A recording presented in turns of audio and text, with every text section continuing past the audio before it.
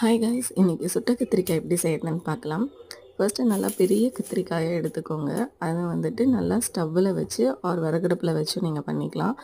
நல்லா ரோஸ்ட் ஆகணும் இதில் காட்டுற மாதிரி. ஏன்னா நம்ம இதுக்கப்புறம் அந்த கத்திரிக்காவை வந்து குக் பண்ண போகிறதில்ல. நல்லா இது ரோஸ்ட் ஆன வாட்டி வெங்காயம், பச்சை மிளகா, கருவேப்பிலை ரெடியாக வச்சு கடுகுளுத்தம் தாளிச்ச வாட்டி அதில் போட்டுக்கோங்க. ரொம்பவும் ரோஸ்ட் ஆக வேணாம். பிகாஸ் அது வந்து நல்லா நறுக்குன்னா கொஞ்சமாக புளி எடுத்து அதை வந்து தண்ணியில் ஊற வச்சு வச்சுக்கோங்க. உங்களுக்கு புளிப்பு தகுந்த மாதிரி அதை வந்துட்டு புளி சைஸ் எடுத்துக்கோங்க. ஒரு 5 மினிட்ஸ் அதை நல்லா சோப் பண்ணிவிட்டு வடிகட்டிக்கோங்க. ரொம்ப திக்காகவும் வேண்டாம். உங்களுக்கு எவ்வளோ கிரேவி கன்சிஸ்டன்சி நல்லா கெட்டியாக இருந்தாலும் நல்லாயிருக்கும். அதுக்கு தகுந்த மாதிரி புளி தண்ணி எடுத்துக்கலாம். நெக்ஸ்ட்டு அதில் கொஞ்சம் உப்பு ஆட் பண்ணிக்கோங்க. புளி தண்ணியில்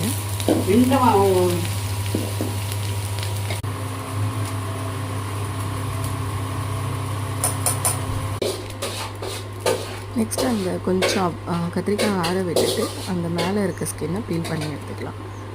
தண்ணியில் போட்டு வைக்காதீங்க, அது ஒரு மாதிரி சலசலப்பு கொடுக்கணும். அப்படியே வச்சிங்கன்னா தான் அந்த ஸ்மோக்கி ஃப்ளேவரோட கத்திரிக்காய் சூப்பராக இருக்கும். என்னால் பண்ண முடியல, அம்மாவோட ஹெல்ப் பண்ணலாம். நெக்ஸ்ட்டு அந்த புளி தண்ணியில் நம்ம வணக்கி வச்சுருந்த வெங்காயம் தக்காளியெல்லாம் ஆட் பண்ணிவிட்டு கொஞ்சம் லட்சணம் வச்சு கத்திரிக்காவை பீல் பண்ணி வச்சிருங்க. காம்பை எடுத்துருங்க, அது டிஸ்டர்பன்ஸாக இருக்கும். அதை எடுத்துகிட்டு நல்லா கத்திரிக்காவை ஃப்ரெஷ்ஷாக மட்டும் போட்டு நல்லா மிக்ஸ் பண்ணிக்கலாம்.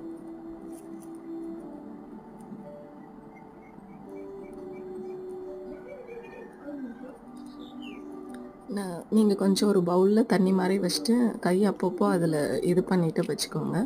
ரொம்ப ஸ்மோக்கி ஃப்ளேவர் வர வேண்டாம்னா. நெக்ஸ்ட்டு அதை போட்டு நல்லா கையால் மிக்ஸ் பண்ணணும். அப்போ தான் அந்த பச்சை மிளகாவில் இருக்க காரம் எல்லாம் இறங்கி கிரேவி செம்மையாக இருக்கும்.